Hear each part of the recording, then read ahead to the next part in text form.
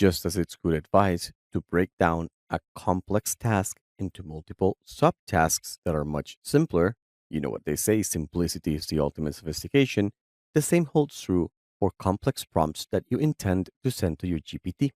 You should break them down into simpler steps to follow. Here are the tactics that you can use. You can use intent classification to identify the most relevant instructions for a user query.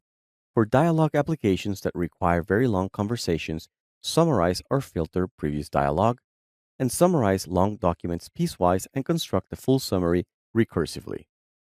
Let me show you with a demo. So here's an example where I'm using a system message to tell the GPT model what to do.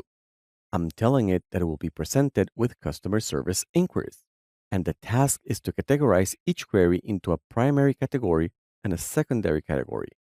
Also, I'm asking the model to format the output in JSON with two keys, primary and secondary. Then I provide which are the primary categories for the initial classification, which are reservations, room assistance, billing and payments, and general inquiries. Then I have the secondary categories.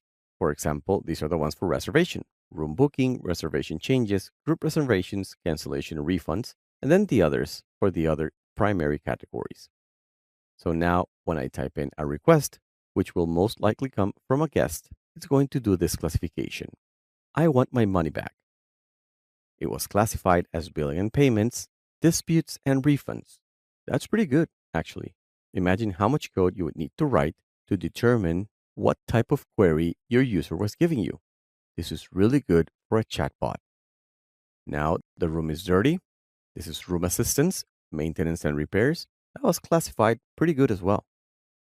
Now I want a bike. Room service. I guess it could also be classified as an amenity. It's good enough. And it also understands dates.